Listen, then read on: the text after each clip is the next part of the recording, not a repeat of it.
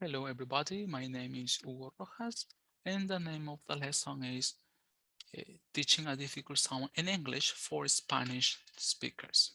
Well, the topic of the lesson that I have selected is the phoneme Z.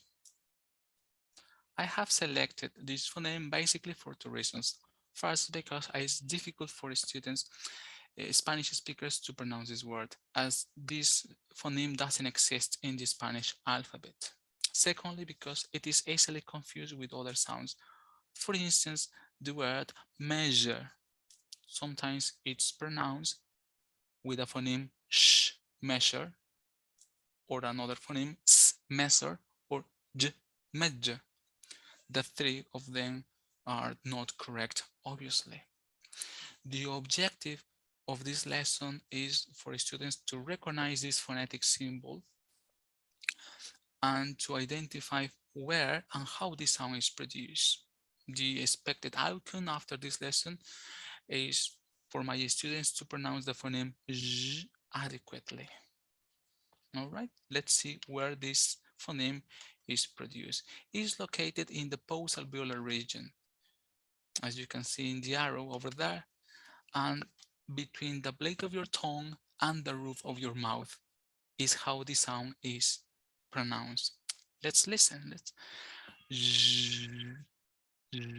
You will notice that the blade of your tongue and the roof of your mouth is not closed, but there is a partial block of air because this word or this consonant is a fricative.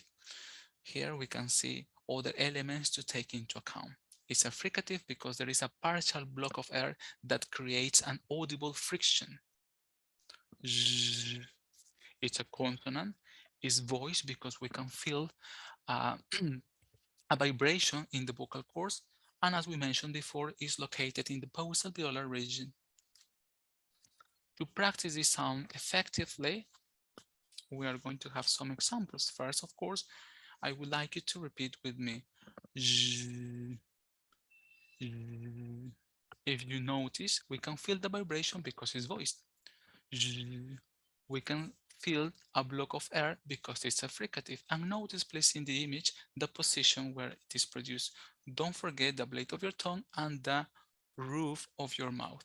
One more time, please repeat with me. Notice the position, notice the vibration in the vocal cords. Good. Another thing that we must take into consideration is to establish patterns. If you see these words, notice the highlighted words in red. All of them have in common the same words. So in those cases, we generally pronounce with a phoneme Z. For instance, measure, treasure, pleasure, leisure. All right, I would like you please to repeat with me again. Measure, treasure, pleasure, leisure. All right, look for the established patterns in those words. So when you see a word with those characteristics, you immediately associate with the sound. Another thing that we can pay attention to is this. We generally pronounce the phoneme Z when we have the letter S, not always, but generally. For instance, vision, occasion, usually, decision, closure. All right, I would like you please to repeat with me again. Vision, occasion, usually, decision, closure. All right. Another thing that we must take into account is to avoid confusion with the sound. Be careful with these two phonemes, right? The first one is also a fricative and is voiced. However, the place of articulation is different. Pay attention, please. Zzz. Notice zzz. The position of the mouth, my teeth, and the tongue is located just right behind the teeth. Zzz. Zzz. However, Z, both alveolar. Now please repeat these words with me.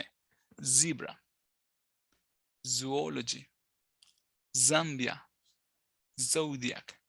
Now try to pronounce these words with a phoneme Z. Do we say zebra, zoology, Zambia? It is not correct. So be careful, do not get confused the letter with the phoneme. All right, good one. And finally, when we have a word that we don't know how to pronounce it, we might think, okay, this could be s, z, j, sh.